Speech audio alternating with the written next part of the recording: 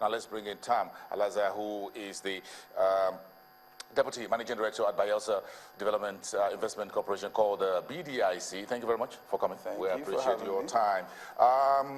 Last year, when and I was part of the event you had in Lagos, that was the first time I had this interaction with the CEO of the BDIC, newly set up by then, and then there were a lot of documents about what you intend to do in aviation, in industries, in manufacturing, in oil and gas, and other areas. And I said, well, this looks like a real mouthful. Then you folks went ahead and opened up an investment office in the UK, I think so. So bring us up to speed. What's been achieved with what you've done in the last 12 months? Oh, well, we have made great strides, and I'm very glad today to be able to report that, as you know, Bayelsa Development and Investment Corporation has two strands to it.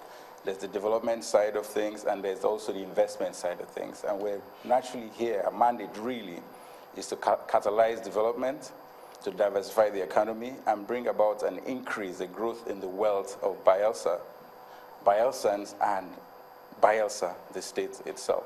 And so from the investment perspective, we've been able to grow over the last year and a half our assets under management to an increase of about 8 billion naira, during this term. And that's through the efforts that we made in the UK.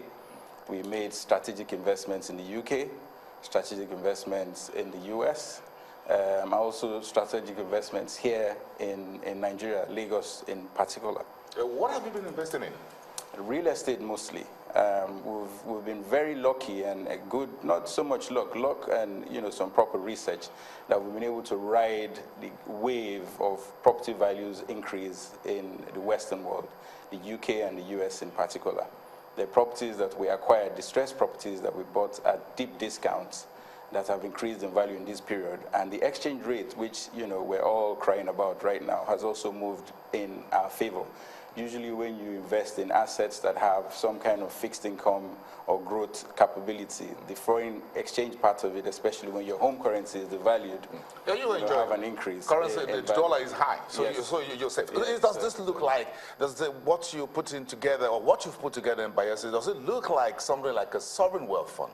Yes. In a sense? In a sense, yes. It's just that for us, the sovereign wealth fund is to put monies away to save for the rainy day. Yes. And for us, the rain has started falling already. So. Yeah, it's always raining in Bayelsa State. You guys are the basin, so literally speaking. Yeah, yes. Yeah, and so for us, our investments have to really catalyze growth and development, bring about jobs. In an earlier conversation with His Excellency, a question was asked about the number of jobs that have been created. Well, BDIC, at this point in the state, we're glad to say that we've created hundreds of jobs. And I'll tell you where. I mean, we've had partnerships in the agri sector that have created jobs. We've had partnerships in the power sector, which the MD, my colleague, actually one of our subsidiaries at BDIC, has commented to, that we've raised funding, paid Shell, gone into partnership to create power. And so we're also employing more people in that sector as well. Then one of our bigger flagships, actually born out of a conversation started off at our London office, is a Bayelsa brass fertilizer and petrochemical company that has started early works in Ogboma community right now as we speak, and they are employed hundreds of people. As we go to the next stage, they're going to employ up to 15,000 people during the construction stage. And then afterwards, around the 5,000 to 10,000 people, that they're going to employ. I'll also take another point that was asked earlier on about if we have the capacity. We're doing two things. We also have a developmental component at BDIC. Is to be able to, as we bring these partners in, a strong component for us is training. Right? We take our school leavers, the youngest, brightest school leavers, as part of our developmental component, to increase standard of living and build capacity amongst the people. It's a strong training component to bring these people and train them. Part of skills transfer deal, yes, and technical agreement. Absolutely, absolutely. But do you invest in risky assets? So the BDIC invest in stocks, bonds, treasury bills? Yes, we do have a risky portfolio, but again, there's also a fiduciary issue. When you you take the welfare of a state, of a people, you have to be very careful of how you put these assets to work and what kind of asset classes that you invest in.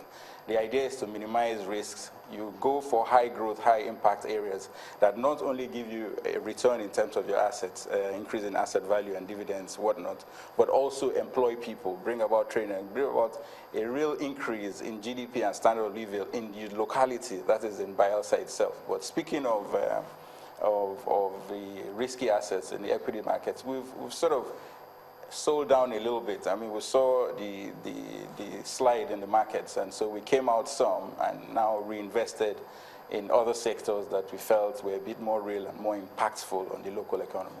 Okay, let's spend some time to talk about the development part of your developmental part of your mandate, or terms of reference, if you want to put it that way. Now, that is what the common man on the streets would like to see.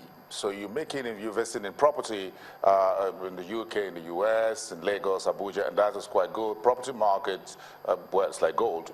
It hardly goes down, even though it does sometimes. But what are you doing for people to say, look, after a year or 2 or 3 of BDIC seeing your signposts around town, and you guys perhaps drive around in some flashy cars, I don't know. You don't run around in flashy cars. Very conservative? Yes. Okay, I'm still around in town. I'm gonna look. But very interesting. What are you doing in this area so that the people I see on the street, we see on the street, can begin to feel you? Yes. We're partnering with, as you know, I heard you speak with one of our colleagues about the Zoebi Microfinance Bank. That was yesterday. That is a BDIC subsidiary, right? So we have like several prongs. You know, we take the economy as a whole and we try to look at the sectors where we have competitive and comparative advantage. A lot of talk has been going on about our economy being monolithic. That is, we're all focused on oil and gas. But within that concentration in the oil and gas space, we haven't really explored the entire value chain, and so that's where we speak of power. We want to talk about petrochemicals. We want to talk about all these areas that are high impact and they employ a lot of people. Now, our people in Bayelsa are really people. This is a marine economy. Everywhere you look, people can swim, they go vocational training, you know, they're divers, they do all those things. So we want to leverage that. So those sectors, as we diversify within that sector and exploit the entire value chain, we're doing training. I mean, as you know, the state also has a marine training institute, you know, to train divers. We want to be able to tap into these sectors where we're creating values for these citizens and these those who are involved in the wellheads, absolutely, undersea absolutely. Facilities. Absolutely. Should you be doing something about also in sports? Since you have divers and swimmers, you should have Bayelsans winning Olympic golds for Nigeria in swimming. Yes, and we're actually there's a training institute somewhere in the sports training institute, I think in Kolga, that is being completed now. That's going to train swimmers and, you know, those people. But, you know, we do very well in wrestling. That's also indigenous to Bayelsans here. We do extremely well in wrestling, and we won several goals. You guys are good in wrestling? Yes. Very interesting. Yeah, yes. Oh, is that cultural? Is that historic? Cultural, yes. Historically, yes. It is. You should have a fiesta somewhere around that locally. Perhaps you make that an international one and you begin to bring people in and have a sports festival. That's an idea. Yes. And if you implement it, let me know, because the idea came from me. Absolutely. Okay. Now let's talk about, seriously, about doing business in Bayelsa, because the environment is very important. We talked a little bit briefly yesterday with one of your officials of the state about tax matters, the business environment, what it has to do with certificate of occupancy, what they call the governor's assent, and things like that, that make investors who want to come in here and say, look, we're coming through the BDIC, that's your agency, to do business in Bayelsa. Okay, this one we've really tackled pretty well. The idea of the BDIC is for BDIC to be that local partner, right? We all know that for us to develop and to grow, we need private sector. And a lot of the private sector, since money is cheaper externally, you know, in terms of interest rates, that it's better to bring these internationals to come and invest. And when they come to invest in a locality, they need a local partner, and that's what we are, BDIC, you know, to partner with them. So our value proposition from that perspective then is that we're able to influence the government, or at least have that close interaction, because we're government owned, to bring about the investment-friendly laws and, you know, environment that make it very conducive for these investors to come in and invest in Bayelsa. What the government has done, this particular government has done so far, is to make the judiciary independent.